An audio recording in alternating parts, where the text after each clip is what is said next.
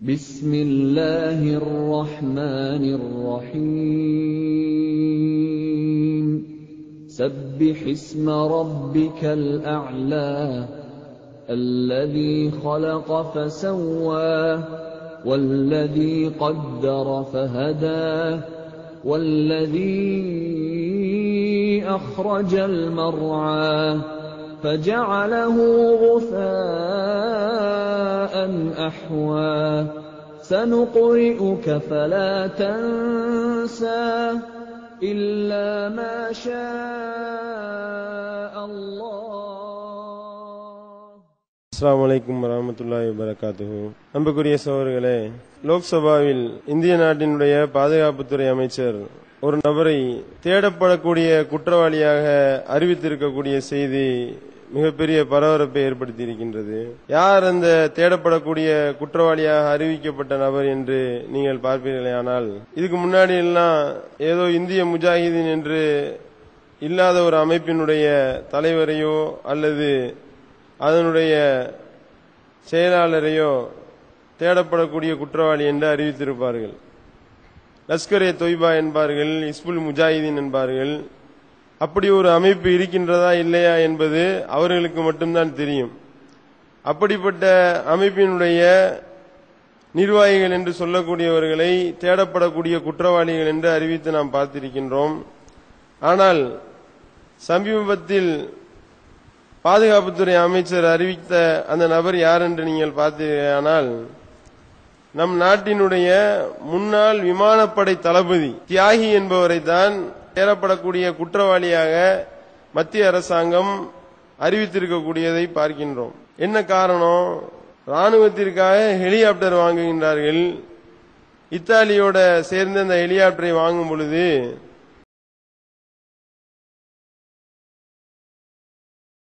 குற்றச்சாட்டு எழும்புகின்றது. விசாரிக்கின்றார்கள். விசாரிச்சா பல விஷயங்கள் வெளியே வருகின்றது.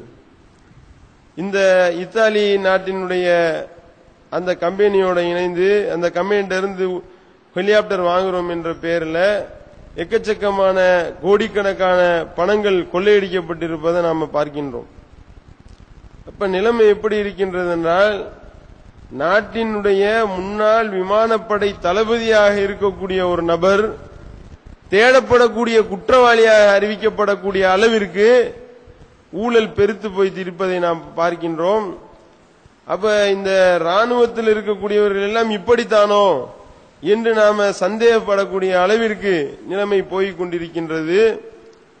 நிலைமை ஒரு கட்டுக்கடங்காம போய் கொண்டிருக்கிறது. எந்த அளவிற்கு என்றால், ஊழலை பத்தி நாங்க ஊழலுக்காக குரல் கொடுக்கின்றோம், ஊழலுக்கு எதிராக குரல் கொடுக்கின்றோம், ஊழல்லாம் எங்களுக்கு பிடிக்காது, ஊழலை ஒழிப்பதற்காகத்தான் நாங்கள் நல்லாட்சி நடத்த போகின்றோம், அதுக்காகத்தான் காங்கிரசுக்கு எதிராக நாங்கள் போர்கொடி தூக்குகின்றோம் என்று சொல்லக்கூடிய இந்த பாஜக, இந்த சங் பரிவார கும்பல் என்ன செய்கின்றார்கள்? இந்த தேடப்படக்கூடிய குற்றவாளிக்கு ஆதரவாக பேட்டி கொடுக்கிறத பார்க்கிறோம். ஜஸ்வந்த் சிங் என்ன செய்யறாரு?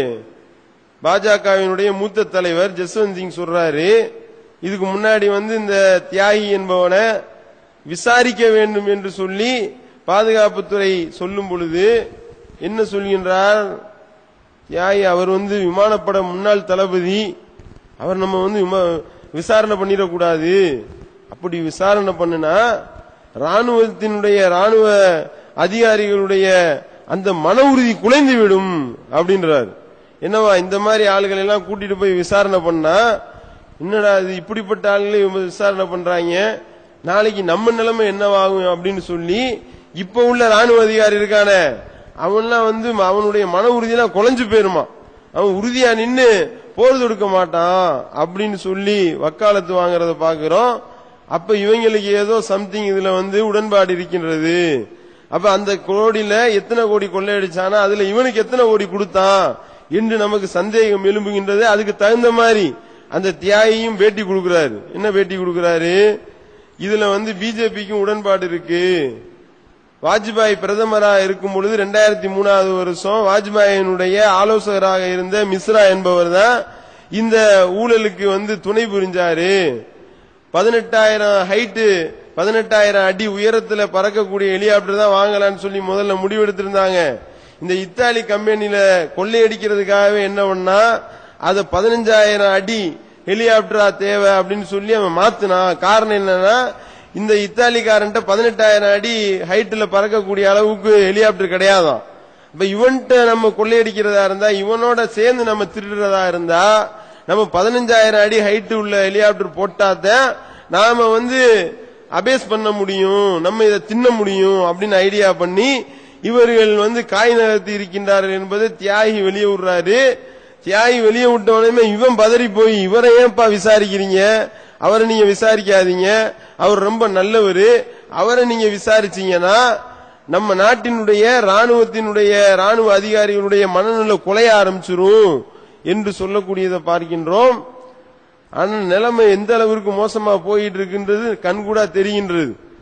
கார்கில் போர்ல செத்து போனவங்களுக்காக சவப்பெட்டி வாங்குறான், அடக்கம் பண்றதுக்கு சவப்பெட்டி வாங்குறான், அதுல ஊழல் பண்றான். அந்த அளவிற்கு ஊழல் பெருத்து அதுல இந்த தலைவர்களுக்கும் பங்கு இருக்கின்றது என்ற குற்றச்சாட்டு வர்றதை பார்க்கிறோம். ஆனால் நபிகள் நாயகம் ஸல்லல்லாஹு அலைஹி வஸல்லம் அவர்கள் ஒரு சமுதாயத்தை வார்த்தெடுத்தார்கள். எப்படிப்பட்ட ஒரு சமுதாயம், சுப்ஹானல்லாஹ், பார்க்கின்றோம். இந்த ஊழல் என்பதனுடைய சாயல் கூட பட்டுவிடக் கூடாது என்பதற்காக அப்படி வார்த்தெடுக்கிறாங்க. பார்க்கிறோம், கிர்கிரா என்ற ஒரு சஹாபி, அவர் போரில் கிடைத்த பொருள்களிலிருந்து ஒரு சிறு பொருளை திருடி விடுகின்றார். அவரை நரகவாசி என்று நபிகள் நாயகம் ஸல்லல்லாஹு அலைஹி வஸல்லம் டிக்ளேர் பண்றாங்க. இவர் நரகவாசியா என்று மக்கள் எல்லாம் ஆச்சரியப்படக்கூடிய நிலையில அவரிடத்துல சோதனை செய்யப்படுகின்றது. ஒரே ஒரு போர்வை, கனிமத்தில் இருந்து ஒரே ஒரு போர்வை அவர் திருடி இருக்கிறார். அந்த போர்வையை அவர் திருடியதன் காரணமாக அவர் நரகவாசி என்று நபிகள் நாயகம் ஸல்லல்லாஹு அலைஹி வஸல்லம் அவர்கள் சொல்லக்கூடியதை பார்க்கிறோம். அதுக்கடுத்து இன்னொரு சம்பவம், கைபர் போர்ல நடந்த சம்பவத்தை பார்க்கிறோம். அதுல ஒருத்தவரை ரசூல் ஸல்லல்லாஹு அலைஹி வஸல்லம் அவர்கள் நரகவாசின்னு டிக்ளேர் பண்றாங்க. அவர் என்ன செய்யறாரு, இந்த கனிமத்து பொருள்ல ஒரு 2 திர்ஹம் பெருமானம் உள்ள ஒரு செயின் எடுத்து வைத்திருக்கின்றார். 2 திர்ஹம்னா நம்ம காசுக்கு, இந்த உள்ள காசுக்கு நீங்க கணக்கு பண்ணீங்கன்னா ஒரு 20 ரூபா வரும். 20 ரூபா பொருளை ஒருத்தன் எடுத்ததுக்காக அவனுக்கு நரகம். இப்படி ஒரு சமுதாயத்தை வார்த்தெடுத்தா அந்த சமுதாயம் எப்படி உருவாகும்? இங்க நிலைமை என்னடான்னா, 3500 கோடிக்கு ஹெலிகாப்டர் பேசுறான், 7 ஹெலிகாப்டர் நம்ம பேசி இருக்கிறான். ஒரு ஹெலிகாப்டர் காசை திண்டுட்டாங்க. ஒரு ஹெலிகாப்டர் எங்கடா இது, அதுதான் இதுன்னு சொல்லக்கூடிய அளவிற்கு இவர்களுடைய நிலைமை போய் கொண்டிருக்கிறத பாக்குறோம். கொள்ளையடிக்கிற பணத்துல தலைவனுக்கும் கமிஷன் வாங்கலாம். பாக்குறோமா இல்லையா? இந்த கர்நாடகா தேர்தலில் வெளியிட்டானா இல்லையா? என்ன வெளியிடுறான்? அந்த எடியூரப்பா கட்சியினுடைய தனஞ்சய் குமார் செயல் தலைவர் சொல்றாரு, அத்வானி இவர் எடியூரப்பா முதல்வரா இருக்கிறப்ப அத்வானியுடைய குடும்பமும் மாசம் நச்சரிப்பாங்களாம். என்ன அப்படின்னா, காசு கேட்டு நச்சரிப்பாங்க. நீ அடிக்கிற கொள்ளையிலிருந்து எனக்கு ஒரு கமிஷனை குடுறா என்று அவர்கள் நச்சரிப்பார்கள். இதை அத்வானி மறுப்பாரா? மறுக்க முடியுமா? அத்வானி மறுக்க சொல்லு பாப்போம். எழுத்துப்பூர்வமா அத்வானி இதை மறுப்பாரையானால் அதற்குண்டான ஆதாரத்தை நான் வெளியிடுவேன்.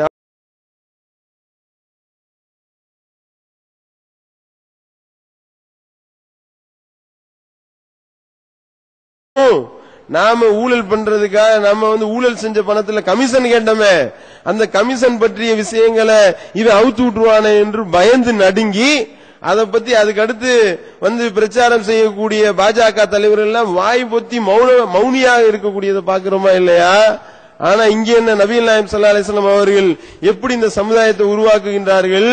ரசூல் ஸல்லல்லாஹு அலைஹி வஸல்லம் சொல்றாங்க, மோசடி செய்யறதை விட்டு நீங்க பயந்துக்கிறீங்க. நீங்க ஏதாவது ஒரு பொருளை மோசடி செஞ்சீங்கன்னு வைங்க, மறுமையில அல்லாஹ் உங்களை எழுப்பும் பொழுது அந்த மோசடி பொருளோடு நீங்கள் எழும்பி வருவீர்கள்.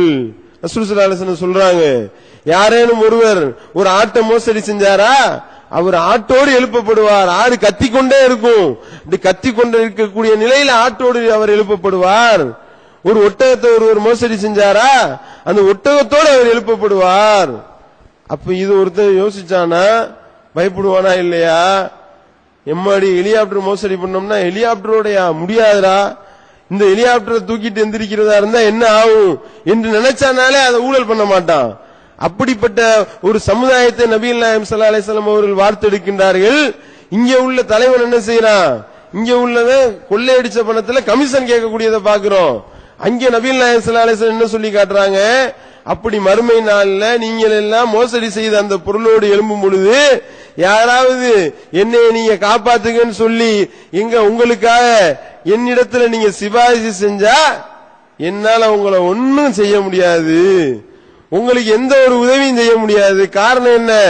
நீ பண்ண மோசடிக்கு நீ தான் பொறுப்பாளி. அது நீ மோசடி பண்ணிட்டு என்னைய நீ ஹெல்ப்புக்கு கூப்பிட்டனா என்னால ஒன்னும் செய்ய முடியாது என்று நபிகள் நாயகம் ஸல்லல்லாஹு அலைஹி வஸல்லம் அவர்கள் பாடம் நடத்துறாங்க. அப்படி பாடம் நடத்தி ஒரு சின்ன ஒரு செயின் 20 ரூபாய் பெருமானம் உள்ள ஒரு செயின்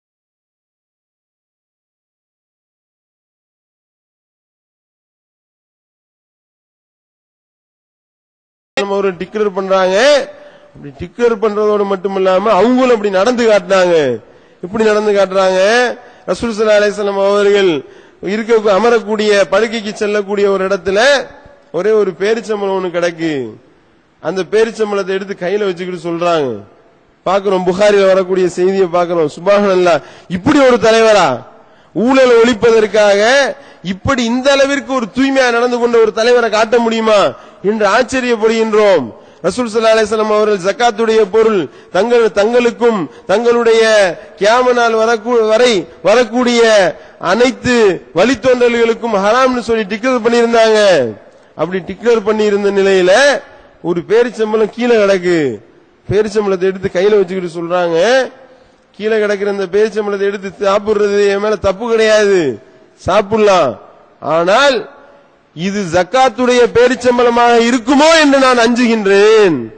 இப்படி பாத்தீங்களா?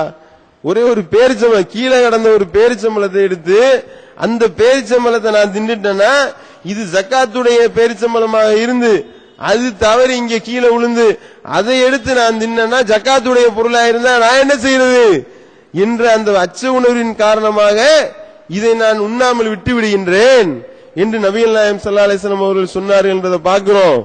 அதே மாதிரி ஜக்காத்துடைய பொருள் தங்களுக்கும் தங்களுடைய வழித்தோன்றலுக்கும் ஹராம்னு சொல்லியிருந்தாங்க. அந்த ஜக்காத்தை வசூலிக்கக்கூடிய பொறுப்பு கேட்டு ரசூல் ஸல்லல்லாஹு அலைஹி வஸல்லம் அவருடைய உறவினர்கள் வர்றாங்க. ஃபதுல் இப்னு அப்பாஸ் வர்றாரு, இன்னொரு சஹாபி வர்றாங்க.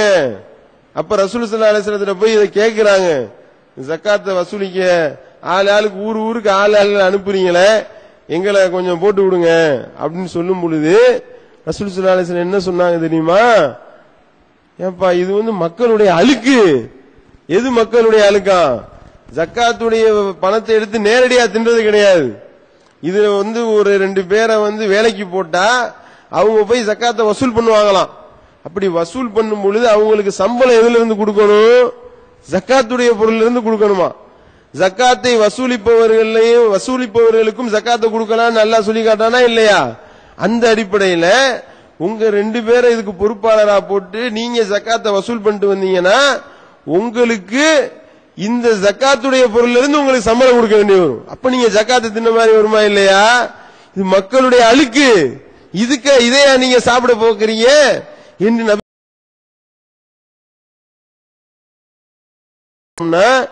எப்படிப்பட்ட ஒரு வாழ்க்கை, எப்படிப்பட்ட ஒரு கேடர்களை உருவாக்குறாங்க, எப்படிப்பட்ட ஒரு தோழர்களை உருவாக்குகின்றார்கள்.